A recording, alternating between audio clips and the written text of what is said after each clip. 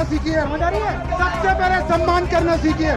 भाई पार्टी तो सरकार से बोलो कि सीट बढ़ाई जाए, चिल्लाने से गला फाड़ने से जो लॉजिक है वो गलत प्रूफ नहीं होता है। भाजपा और आरएसएस ने जातिवादी लोगों के साथ मिलकर देश में आरक्षण के खिलाफ एक लड़ाई छेड़ दी है।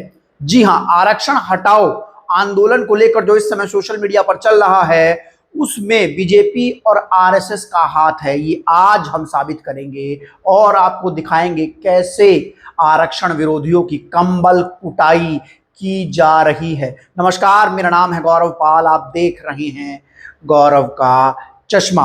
दोस्तों, कई दिनों से देश में जंतर मंतर के आंदोलन के बाद एक आंदोलन और हवा ले रहा है। सोशल मीडिया पर आरक्षण हटाओ आंदोलन नाम से एक पेज बनाया गया है इंस्टाग्राम पे, जिसके 5.7 मिलियन फॉलोअर्स जो हैं वो हो चुके हैं। लेकिन दोस्तों, ये जातिवादी लोग जो हैं वो घूम घूम कर मेन स्ट्रीम मीडिया में बैठकर, क्योंकि मेन स्ट्रीम मीडिया भी जातिवादी है, वहां पर आरक्षण के खिलाफ प्रोपेगेंडा फैला रहे हैं। टॉपिक में बात ही नहीं करते, किसी को भी नहीं पता ये बातें। लेकिन जब कोई दलित पिछड़ा उस डिबेट में पहुंचता है तो इन लोगों को उखाड़ फेंकता है और इन लोगों की एक तरीके से जातिवादी मानसिकता है उसको तितर बितर कर देता है। जी हाँ, आप देखिए वीडियो जिसमें एक डिबेट में दीपक कुमार नाम के एक व्यक्ति ने कैसे आरक्षण पर जातिवादी लोगों की कुंठित मानसिकता को बेनकाब करके उनकी कंबल कुटाई कर दी है। जो दोस्तों तबीयत से कंबल कुटाई की है। सम्मान करना सीखिए, समझ आ रही है? सबसे पहले सम्मान करना सीखिए। इनको लेके जाओ इनको। भाई साहब देखो, सुनो, जिसकी जितनी संख्या बारी उसको तो हिस्सेदारी का भी सुना, इसके बारे में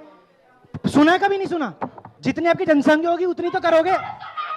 अरे भाई पार्टी तो सरकार से बोलो कि सीट बढ़ाई जाए, चिल्लाने से गला फाड़ने से जो लॉजिक है वो गलत प्रूफ नहीं होता है। आप चाह रहे हैं कि आप चाह रहे हो कि अगर आपके 100 बच्चों ने एडमिशन ले लिया तो 100 का एडमिशन हो जाए। अरे भाई रहते हैं लोग, जितनी जितनी की संख्या होगी उतना होगा एडमिशन। ऐसा नहीं होता है कि आप दूसरों का हक भी मार लोगे। और दीपक, अगर क्रांति आ जाएगी, अराजकता फैल जाएगी। अच्छी बात है, बात को सुनिए। अच्छी बात है। अब मेरी बात सुनिए, जनरल कैटेगरी कितनी है हमारे देश में? कितनी पॉपुलेशन है आपको पता है? अच्छा, बात पूछ गई। अब जिसकी जितनी पॉपुलेशन है हम उतना राइट। बात तुम्हारी तुम्हें एक रोटी की भूख है, तुम एक खाओ, तुम्हें मना कौन कर रहा दोस्त? लेकिन तुम सोच रहे मैं इसकी भी खाऊंगा, कल के लिए मैं इसका टिफिन भी पैक कर लूंगा। इसको ऐतिहासिक हरामखोरी बोलते मैडम।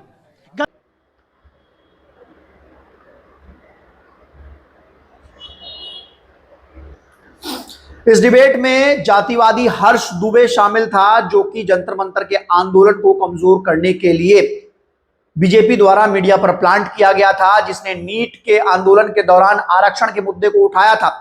हर्ष दुबे कह रहा है कि -40 परसेंटाइल वाला डॉक्टर बन जाएगा, लेकिन हर्ष दुबे नहीं जानता है कि वो जो -40 परसेंटाइल की बात कर रहे हैं वो लोग पहले से ही डॉक्टर थे और वो कट ऑफ नीट पीजी की थी। जी हां, और वो cut off SC ST OBC और PWD जर्नल EWS सब के लिए कम की गई थी और SC ST के PWD में वो -40 पहुंची थी। लेकिन दोस्तों, हर्ष दुबे ये नहीं बता रहा है कि प्राइवेट सीट्स खाली थी और उन प्राइवेट सीट पर जो कट ऑफ -40 थी वो एडमिशन के लिए नहीं थी, वो क्वालिफाई करने के लिए नहीं थी, वो सिर्फ काउंसलिंग में बैठने के लिए थी, क्योंकि लोग बाग प्राइवेट कॉलेज की काउंसलिंग में जो डॉक्टर्स थे वो नहीं बैठ रहे थे। और आपको बता दें कि ये डॉक्टर बनने के लिए नहीं, ये PG डॉक्टर बनने के लिए थी, यानी कि जो लोग UG करके MBBS करके पहले से डॉक्टर बन चुके थे, ये कट ऑफ उनके लिए थी। लेकिन देश में लगातार एक भ्रम फैलाया जा रहा है कि -40 परसेंटाइल वाला डॉक्टर बन गया। बना नहीं है दोस्तों, वो सिर्फ कट ऑफ इसलिए डाउन की गई थी ताकि लोग काउंसलिंग में शामिल हो और वो लोग पहले से डॉक्टर थे। दोस्तों, आपको बता दें कि खुद को सनातनी कहने वाले और दलितों पिछड़ों को हिंदुत्व के नाम पर मुसलमानों के खिलाफ भड़काने वाले लोग भी आरक्षण विरोधी हैं। इनका असली चेहरा आरक्षण के खिलाफ है, मुसलमानों के खिलाफ नहीं है। स्वतंत्र भारद्वाज नाम का ये सनातनी भगवाधारी गुंडा जो जंतर मंतर पर छात्रों को पीट रहा है, जो नीट के छात्रों को पीट रहा है, जो लोग धर्मेंद्र प्रधान का इस्तीफा करवा रहे थे उनको पीट रहा है, अब इसका असली चेहरा सामने आ गया है। ये सनातनी भगवाधारी नहीं है, ये जातिवादी और आरक्षण विरोधी है। देखिए ये पोस्टर, ये कुल्लम कुल्ला कह रहा है आरक्षण हटाओ जी हां दोस्तों, आरक्षण हटाने की बात ये कर रहा है और बाहर से ये दिखाता है कि सनातनी भगवाधारी है, मुसलमानों के खिलाफ एजेंडा खोलता है। असल में इन लोगों का असली चेहरा आरक्षण के खिलाफ है और इन लोगों को प्लांट कर रही है बीजेपी। जी हां दोस्तों, बहुत बड़ा खुलासा है, ध्यान से सुनिएगा। बीजेपी इन लोगों को प्लांट कर रही है। ये सनातनी भगवाधारी स्वतंत्र भारद्वाज जो है, ये कपिल मिश्रा जो बीजेपी दिल्ली के मंत्री हैं, उनका खास है, उनसे मिलता है और इसके ऊपर कोई पुलिसिया कार्रवाई नहीं होती। जब ये नफरत फैलाता है, इसको सत्ता का संरक्षण प्राप्त है। और दलित पिछड़े मंत्री जो केंद्र सरकार में है, जी हां, चिराग पासवान जो खुद दलित समाज से आते हैं, वो भी ऐसे लोगों का समर्थन करते हैं, वो भी ऐसे लोगों से मिले हुए हैं, आरक्षण विरोधी लोगों से, आरक्षण द्रोही लोगों से चिराग पासवान संबंध रखते हैं। दोस्तों आरएसएस का पूरा एजेंडा चल रहा है। आरएसएस एक और कहती है मंच पर मोहन भागवत कि हम आरक्षण के खिलाफ नहीं हैं, ये तो सिर्फ हमको बदनाम करने के लिए एक साजिश रची जा रही है। एक वीडियो घूम रहा है कि संघ वाले बाहर से तो बात ही अच्छे करते, अंदर जाके कहते हैं आरक्षण का हमारा विरोध है, बाहर हम बोल नहीं सकते।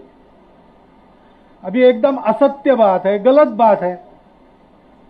जब से आरक्षण आया है तब से संविधान सम्मत सारे आरक्षण को संघ पूर्ण समर्थन देता है और संघ ये कहता है कि आरक्षण जिनके लिए है उनको जब तक आवश्यक लगेगा या सामाजिक कारणों से दिया गया है, वो भेदभाव जब तक है तब तक ये आरक्षण जारी रहना चाहिए।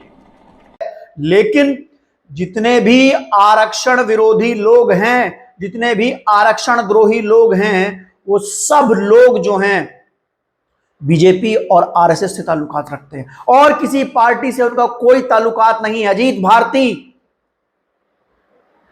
वो आरएसएस से ताल्लुकात रखता है, स्वतंत्र भारद्वाज वो बीजेपी से ताल्लुकात रखता है, हर्ष दुबे वो बीजेपी से ताल्लुकात रखता है। आरक्षण के खिलाफ जहर उगलने वाले लोग बीजेपी से ताल्लुकात रखते हैं, आरएसएस से ताल्लुकात रखते हैं। बीजेपी आरएसएस खुलकर नहीं कह सकती कि वो आरक्षण खत्म करने जा रही है, क्योंकि फिर उसको दलितों पिछड़ों का वोट नहीं मिलेगा। वो मंच पर कहती है कि हम आरक्षण के साथ में हैं, लेकिन भीतर भीतर वो ऐसे लोगों को पनाह दे रही है जो आरक्षण के खिलाफ जहर उगलते हैं, जो देश में आरक्षण के खिलाफ एक तरीके से एक एजेंडा चला रहे हैं। दोस्तों आपको बता दें कि आरक्षण को लेकर तमाम लोग इकट्ठा हो रहे हैं, तमाम लोग अपनी जातिवादी मानसिकता दिखा रहे हैं, लेकिन वो आरक्षण को हटाने की बात करते हैं लेकिन जाति को हटाने की बात नहीं करते। वो कभी भी ये नहीं कहते कि वो अपने नाम के आगे से जाति हटाएंगे, वो कभी नहीं कहते कि वो अपना सरनेम हटाएंगे, बस उनको आरक्षण से दिक्कत है।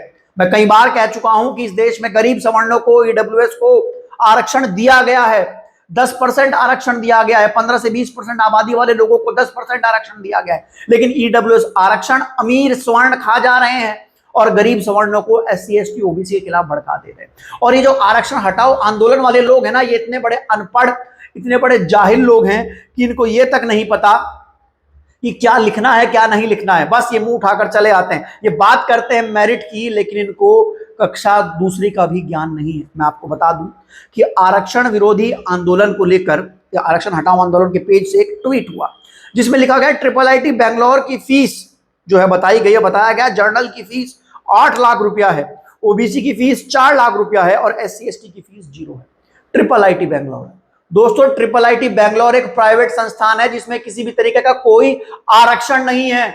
वहां पर SC ST OBC बच्चों का मतलब ही नहीं है, वहां सारे बच्चे एक ही मेरिट से सेलेक्ट होते हैं और वहां पर सबके लिए फीस बराबर है। लेकिन आरक्षण हटाओ आंदोलन वाले लोग जो हैं वो जातीय रूप से इतने कुंठित हो चुके हैं कि वो झूठ फरेब कुछ भी बोलने को तैयार हैं। वो फैक्ट चेक तक नहीं करते, बात करते हैं मेरिट की और सबको पता है उनकी मेरिट क्या है। इस देश में आरक्षण के खिलाफ बार बार साजिशें हुई हैं, लेकिन इस देश का शोषित वंचित समाज जो जिसके साथ अन्याय अत्याचार हुआ और आज भी हो रहा है, उस अन्याय अत्याचार को रोकने की बात दोस्तों कोई नहीं करता है। जब दलितों को घोड़ी से उतार दिया जाता है उस पर कोई सवर्ण नहीं बोलता है, जब बाजा नहीं बजने दिया जाता उस पर कोई सवर्ण नहीं बोलता है, जब आदिवासियों को मारा जाता है, पेशाब किया जाता है उनके सर पर, कोई नहीं बोलता, कोई सवर्ण नहीं बोलता है।